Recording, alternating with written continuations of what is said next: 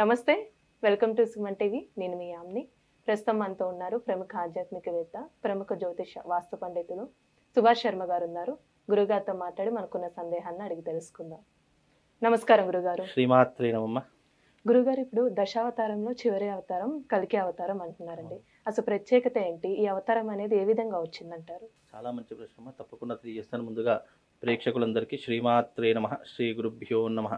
జ్ఞానినాంనపి చేతాంసి దేవి భగవతీ హిస బలాయ కృష్ణమోహాయ మహామాయ ప్రయశ్చతి. మనకు కలియుగం అనేటటువంటిది అనేక అనర్థాలకు దారి తీసేటటువంటి యుగంగా పేరు కాంచినటువంటి కలియుగం. ద్వాపర యుగం ముగిసిన తర్వాత శ్రీకృష్ణుడు వైకుంఠానికి వెళ్ళిపోయిన తర్వాత ద్వాపర యుగం ముగిసిపోయింది. ఇక కలియుగం అనేటటువంటిది పురుడు పోసుకున్నటువంటి సమయం. అయితే ఈ కలియుగములో పురుడు పోసుకున్నటువంటి సమయం ఎందుకు అని అంటే గనక, ఈ కలియుగం అనేటటువంటిది కలి యొక్క ప్రభావంతో నడిచేటటువంటి యుగం కాబట్టి దీనికి కలియుగము అని పేరు. అయితే ఈ కలిపురుషుడు అనేటటువంటి వాడు ఎలా ఉంటాడు అంటే, తన పుట్టుకే చాలా విచిత్రంగా పుట్టినటువంటి జన్మ అతనిది, కలిపురుషుడి యొక్క జన్మ. అయితే ఈ కలిపురుషుడి యొక్క జన్మ ఎలా ఉద్భవించింది అని అంటే గనక, బ్రహ్మ యొక్క వెనక వీపు భాగం నుండి సుయపాతకం అనేటటువంటిది ఒకటి పుట్టడం జరిగింది. అయితే దానికి దుర్ముడు అని పేరు. అంటే దుర్ముడు అంటే దుర్మార్గము చేసేటటువంటి వాడు అని పేరు. అయితే ఆ యొక్క దుర్ముడికి మాయకు పుట్టినటువంటి వాడే ఈ యొక్క కలి యొక్క పురుషులు అని చెప్పవచ్చు. అయితే వాళ్ళిద్దరికీ పుట్టినటువంటి సంతానము అన్నా చెల్లెళ్ళు అవుతారు. అయితే అన్నా చెల్లెలు వివాహం చేసుకుని జన్మించినటువంటి సంతానమే ఈ యొక్క కలిపురుషుడి యొక్క సంతానము. ఎప్పుడైతే కలి వైపరీత్యం జరుగుతుందో అప్పుడు ఎన్నో అనర్థాలు జరుగుతాయి. అయితే ఈ అనర్థాలకు కారణం ఎలా జన్మవించింది అంటే, అన్నా చెల్లెలు వివాహం చేసుకున్నటువంటి సంతానం ఏదైతే పుట్టిందో అతని పేరే కలి అని పేరు. అయితే ఈ కలియుగంలో కలి యొక్క ప్రభావం ఎలా ఉంటుంది, అతని పుట్టుక ఎలా జరిగింది అంటే, కలిపురుషుడు జన్మించగానే, ఇప్పుడు ఏ పిల్లవాడైనా సరే జన్మించగానే ఏడుస్తాడు, కానీ కలిపురుషుడు నవ్వుకుంటూ జన్మించాడు. అలాగే అతని రెండు చేతులు, ఒక చేతేమో నాలుక మీద, ఒక చేతేమో తన యొక్క అంగం మీద ఇలా పెట్టుకొని కలిపురుషుడు భూమి మీదికి రావడం జరిగింది. అలా రావడం చేత దానికి అర్థం ఏమిటి అంటే గనక, కలి యొక్క వైపరీత్యము ఈ మానవులను దైవారాధన నుండి, పూజల నుండి, యజ్ఞయాగాదుల నుండి చేయకుండా వాళ్ళను ఎన్నో రకాలైనటువంటి మత్తు పానీయాలకు బానిస చేస్తాను. అలాగే ఈ మానవుల్ని నా కలి ప్రభావము చేత వాళ్లకు మధుర భోగాలను, సుఖాలను, ఐశ్వర్యాలను చవి చూపించేసి మంచి అనేటటువంటిది మర్చిపోయేలా చేస్తాను అని చెప్పి కలి పుట్టుకతోనే తన యొక్క రెండు భాగాలతో ఈ రకమైనటువంటి సూచనను కలిలోకి ప్రవేశపెట్టడం జరిగింది.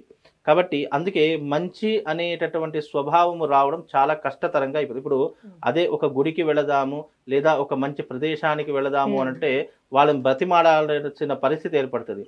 అదే కనుక ఒక సినిమాకు, ఒక షికారుకు, ఒక ఆహ్లాదకరమైనటువంటి ప్రదేశానికి వెళ్ళాలి అంటే వెంటనే ఒప్పేసుకుంటూ ఉంటారు. అంటే కలి వైపరీత్యము అలా ఉండేటటువంటి స్వభావము ఈ కలియుగంలో ప్రారంభమయ్యేటటువంటి అవకాశాలు ఉన్నాయి. అందుకే కలిని సంహరించడానికి కల్కి అనేటటువంటి అవతారము ఈ యొక్క దశ అవతారాలలో ఒకటిగా భావన చేసుకొని, మళ్ళీ ఆ పరమాత్ముడు కల్కి భగవానుడి యొక్క అవతారాన్ని దాల్చి ఈ యొక్క కలిని అంతం చేసేటటువంటి స్వరూపంగా దాల్చడానికే ఈ కలి యొక్క అవతారం అనేటటువంటి, కల్కి యొక్క అవతారం అనేటటువంటిది రూపుదాల్చడం జరుగుతుంది. అది ఎప్పుడు? దాదాపుగా 5000 సంవత్సరాల తర్వాత. అంటే ఇప్పుడున్నటువంటి మన జనరేషన్లో, మన యుగంలో ఇప్పుడు మనము 2024వ సంవత్సరంలో మనము అడుగు పెట్టడం జరిగింది. మళ్ళీ ఈ యొక్క 5000 సంవత్సరాలు అంటే మళ్ళీ 2026 సంవత్సరాలు కావాలి దాదాపుగా అంచనా వేస్తే గనక. అప్పుడు ఆ కలి యొక్క ప్రభావం అనేటటువంటిది అంతమవ్వడానికి పురుడు పోసుకునేటటువంటిదే కల్కి అవతారము అని పేరు పెట్టారు. అదే పేరుతో కొంతమంది బాబాలు కూడా వచ్చారు కదండి. అవునండి. కానీ అది కాదమ్మా. కల్కి అవతారం అనేటటువంటిది రూపుదాల్చడానికి భూమి మీద ఎన్నో రకాలైనటువంటి సూచనలు వస్తాయి. ఎన్నో రకాలైనటువంటి పశుపక్షాదులు, నేచరు, అలాగే భగవంతుడు ఎన్నో రకాలైనటువంటి సూచనలు అందించి ఈ భూమి మీదకి అడుగు పెట్టేటటువంటి మార్గము ఇంకా దానికి చాలా వ్యవధి ఉంది. అది ఇప్పట్లో జరిగేటటువంటి వ్యవహారం కాదు. ఇంకా దానికి దాదాపుగా 3000 సంవత్సరాల వ్యవధి అనేటటువంటిది కలియుగం అంతము కావాలి, కలియుగం ఎప్పుడవుతూ అంతమవుతుంది, కలికి అవతారంతో మొత్తం కలి పురుషుడు కలియుగం అంతమై మళ్ళీ కొత్త యుగం అనేటటువంటిది ప్రారంభమవుతుంది. ఎలాగైతే మనకు కృతయుగము, త్రేతాయుగము, ద్వాపర యుగం 3 యుగాలు ముగిసిపోయాయి, దానికి ఆయు ప్రమాణం అయిపోయింది. అలాగే కలి యొక్క ఆయు ప్రమాణము 5000 సంవత్సరాలు అని చెప్పడం జరిగింది. ఈ 5000 సంవత్సరాలు అయిపోయాయి అని అంటే గనక అప్పుడు కల్కి భగవానుడు అవతరించేటటువంటి రోజుగా భావన చేసుకుంటాము. అయితే ఆ కల్కి భగవానుడు వచ్చేటటువంటి సూచనలు కొన్ని పురాణ గాథలలో కొన్ని రకాలుగా చెప్పడం జరిగింది. అందుకే ఆయన వచ్చేటటువంటి సూచనలు ప్రకృతి అలాగే పరమాత్ముడు ఈ భూమికి తప్పకుండా తెలియజేసేటటువంటి సూచనలు ఎన్నో రకాలుగా ఉన్నాయి. అయితే ఈ కల్కి భగవానుడు పుట్టేటటువంటి సమయము ఇంకా చాలా వ్యవధి ఉంది.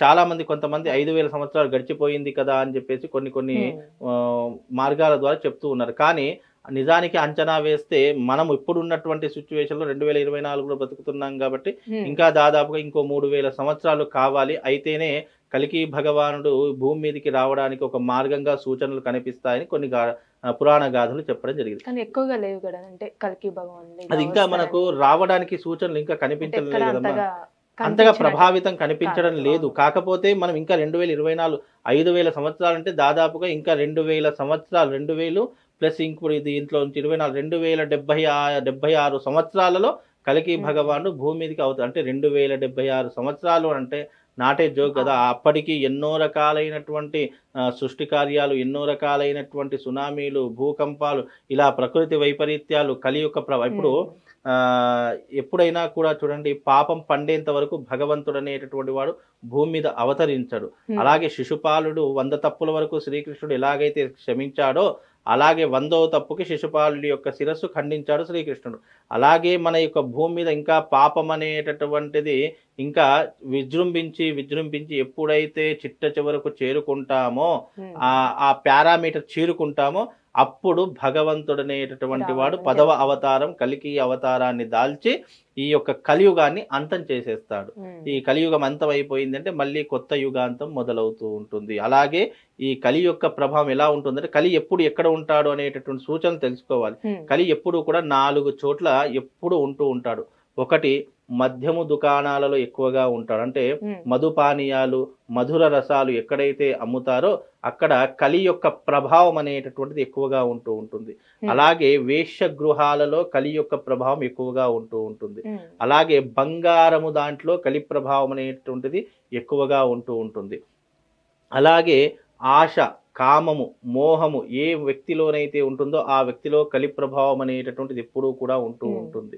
అలాగే కలి యొక్క ప్రభావము ముఖ్యంగా చెప్పాలి అని అంటే గనక డబ్బులో ఎక్కువగా ఉంటూ ఉంటుంది, ధనములో ఎక్కువగా ఉంటుంది. అందుకే ఎప్పుడైనా కూడా చూడండి, పెద్ద పెద్ద యుద్ధాలు కానీ, ఇంట్లో కానీ, ఎక్కడైనా సరే ఒక వ్యక్తి మధ్య గొడవలు రావాలన్నా, శత్రుత్వం పెరగాలన్నా ఒక స్త్రీ వల్ల పెరుగుతాయి, ఒక బంగారం వల్ల పెరుగుతాయి, ఒక డబ్బు వల్ల పెరుగుతాయి, మద్యం పానీయం వల్ల పెరిగేటటువంటి లక్షణాలు ఎక్కువగా ఉంటాయి. అంటే అలాగే మందు తాగేటటువంటి వ్యక్తి వల్ల ఇంట్లో ఎప్పుడూ చికాకులు, ఇబ్బందులు ఉంటూ ఉంటాయి.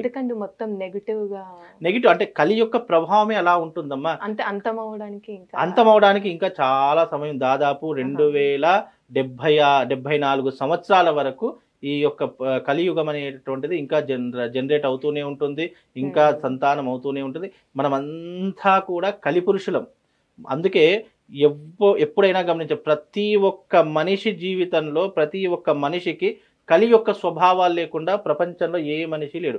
కలి యొక్క స్వభావం అంటే ఏంటి? ఆశ, మోహము, కామము, వ్యామోహము, డబ్బు ఆశ, బంగారం ఆశ, ఇలా ఆస్తి, అలాగే అమ్మాయిలు, ఇలా ఏదో ఒక కలి యొక్క ప్రభావం అనేటటువంటి ప్రతి మనిషి మీద ఉండేటటువంటి లక్షణాలు ప్రతి మనిషిలో ఉంటాయి. అందుకే మనమందరం కలి పురుషులు అని చెప్పడం జరిగింది.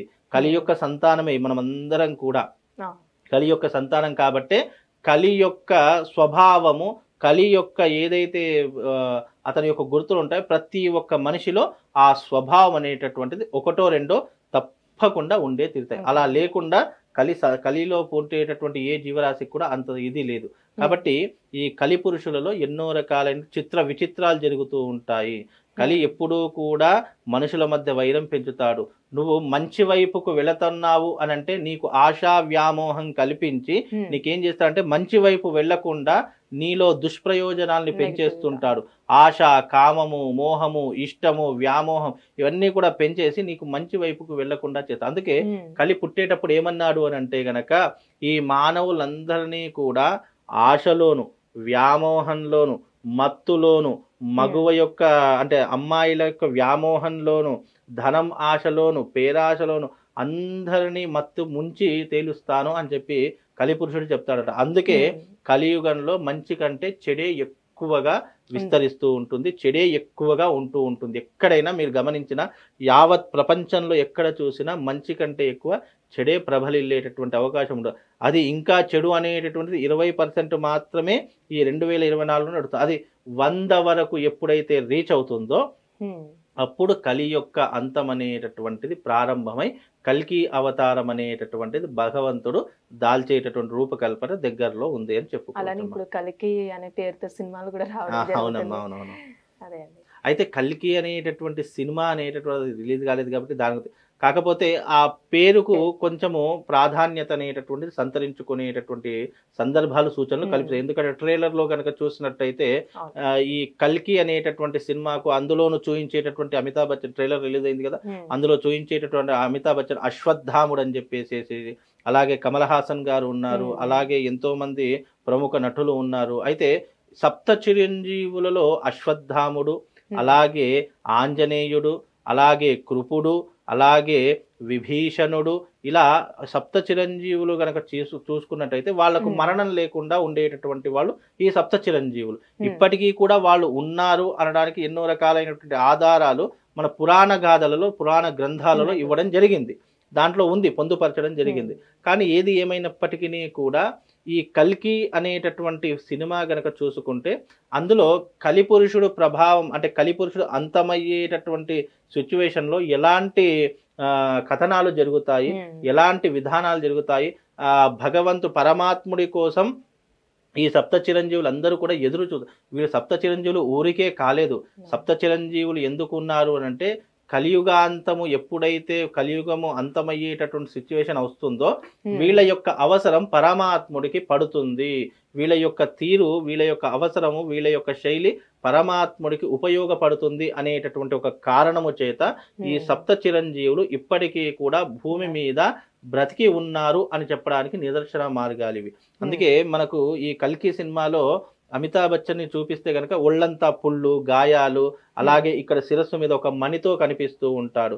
అలాగే అది అంతా ఎందుకంటే శ్రీకృష్ణ పరమాత్ముడు అశ్వత్థాముడికి ఇచ్చినటువంటి శాపం వలన ఆ యొక్క అశ్వత్థాముడు ఆ రకమైనటువంటి పుళ్ళతో ఉంటాడు. అంటే అశ్వత్థాముడు ఏం చేశాడంటే కౌరవుల పక్షపాతిగా వహించి పాండవులను ఏం చేస్తున్నారు అని అంటే గనక ఎన్నో రకాలైనటువంటి ఇబ్బందులు పెట్టేసరికి ఆ అశ్వత్థాముడికి ఏం చేశారు అని అంటే గనక శ్రీకృష్ణుడు శాపం ఇచ్చాడు. నువ్వు కలియుగాంతం వరకు ఇలాగే ఉంటావు, ఎన్నో రకాలైనటువంటి శరీర క్షామముతో కలిగి ఉండి నీ శరీరం అంతా పుళ్ళతో విపరీతమైనటువంటి గాయాలతో ఉంటుంది. అప్పటి వరకు నీకు మరణం సంభవించదు. నీది అకాలమైనటువంటి మరణం కాదు. నేను ఎప్పుడైతే కలియుగంలో కలికి అవతారం దాల్చి నేను ఉంటానో అప్పుడు నీ యొక్క అవతారం సమాప్తం అవుతుంది అని చెప్పేసి చెప్పడం జరిగింది. అందుకే ఇప్పటికీ అశ్వత్థాముడు కానివ్వండి, ఆంజనేయ స్వామి కానివ్వండి, విభీషణుడు కానివ్వండి, కృపాచార్యుడు కానివ్వండి, బలి కానివ్వండి, అలాగే వ్యాసుడు కానివ్వండి, వీళ్ళందరూ కూడా ఇప్పటికీ కూడా బ్రతికి ఉన్నారు అనేటటువంటి సూచనలు పురాణ గాథగా ఇవ్వడం జరిగింది. వీళ్ళ యొక్క ఆధారము కథాకారణం చేతనే ఇప్పుడు ఉన్నటువంటి డైరెక్టర్ గారు ఎవరైతే ఉన్నారో వాళ్ళు ఈ సినిమాని ఆధారంగా రూపకల్పన చేయడం జరిగింది. అది చూస్తే కనుక ఆ ట్రైలర్ అంతా రోబోటిక్ గాను, అలాగే ఎన్నో యాక్షన్ మూవీ గాను ఉండడం జరిగింది. కానీ ఇక్కడ ఆయన ఊహించి అంటే కొన్ని కథల ఆధారంగా తీసుకున్నటువంటి అంశమే తప్ప ఆ కల్కి సినిమాకు, ఈ కల్కి అవతారానికి చాలా డిఫరెన్స్ ఉంటుంది. అది ఒక సినిమాటిక్ గా చూడాలి, ఒక సినిమా పరంగానే చూడాలి, కానీ దానికి పురాణానికి ఎప్పుడు కూడా పొత్తు పెట్టకూడదు.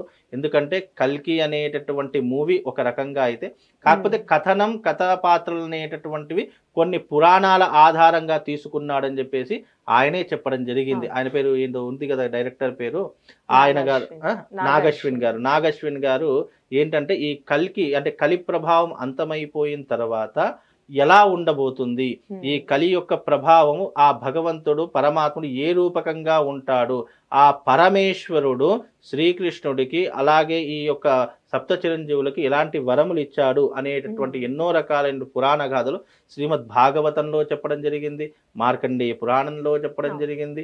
ఎన్నో రకాలైనటువంటి ఈ యొక్క విభాగాలు అనేటటువంటివి, కలికి యొక్క అవతారం అనేటటువంటి కలి పురుషుడు ఎప్పుడైతే విపరీతంగా ప్రబలిల్లుతాడో, ఎప్పుడైతే ఇప్పటికీ మనకు ఈ 2024 అయినా సరే అన్నా చెల్లెళ్ళు అని చెప్పేసి, అలాగే అమ్మా నాన్న అని చెప్పేసి కొన్ని బంధుత్వాలు ఉన్నాయి. ఆ బంధుత్వాలను కూడా మర్చిపోయి కామ పీడితులై, కోరిక పీడితులై ఎప్పుడైతే ప్రజలందరూ విస్మరించేసి, ఎప్పుడైతే తాను అని తారతమ్యం లేకుండా ఎప్పుడైతే బ్రతుకుతారో అప్పుడు కలియుగ అంతం అనేటటువంటిది పూర్తిగా అంతమైపోతూ ఉంటుంది. అలాగే ఇప్పుడు మనం ఈ హైట్ లో ఉన్నాం కదా, కలియుగం ఎలాగైతే ముందుకు వెళ్ళిపోతుందో అప్పుడు మనుషులందరూ కూడా మరగుజ్జులుగా ఉంటారు. ఇంత హైట్ కూడా ఉండదు, మరగుజ్జులుగా పుడుతూ ఉంటారు. కలియుగం అంతమయ్యేసరికి ఎలా ఉంటుందంటే మానవ జీవితం అంతా కూడా అల్లకల్లోలం అయిపోతూ ఉంటుంది. మనుషులకు తాను అనే భేదము, తమ అనే భేదము, కుటుంబంలో ఈ రిలేషన్షిప్స్ అనేటటువంటి భేదాలన్నీ మర్చిపోతారు. రాబోయేటటువంటి కలియుగంలో అన్నా చెల్లెళ్ళు పెళ్లి చేసుకుంటారు, మగవాడు పెళ్లి చేసుకుంటారు, స్త్రీలు పెళ్లి చేసుకుంటారు. అలాగే ఈ యొక్క సాంసారికమైనటువంటి జీవితంలో ఒకే తల్లి గర్భంలో పుట్టినటువంటి ఇద్దరు అన్నా చెల్లెళ్ళు, అక్కా చెల్లెళ్ళు, ఇలా ఎంతో మంది ఒకే ఇంటికి పెళ్లి చేసుకునేటటువంటి దౌర్భాగ్య స్థితి ఏర్పడినప్పుడు ఈ కలియుగం అనేటటువంటి అంతమవ్వడం ప్రారంభమయ్యేటటువంటి దశ ఏర్పడుతుంది.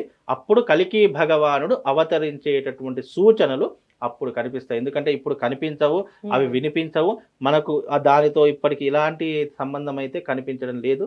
కాబట్టి కలికి సినిమా వేరే, ఈ కలికి భగవానుడు అవతరించేటటువంటి రూపము వేరేనమ్మా. చాలా చక్కగా తెలియజేశారు గురుగారు, ధన్యవాదాలండి మీకు. సుమన్ టీవీలో మీ పర్సనల్ అండ్ బిజినెస్ ప్రమోషన్స్ కోసం కింది నెంబర్కి కాంటాక్ట్ చేయండి.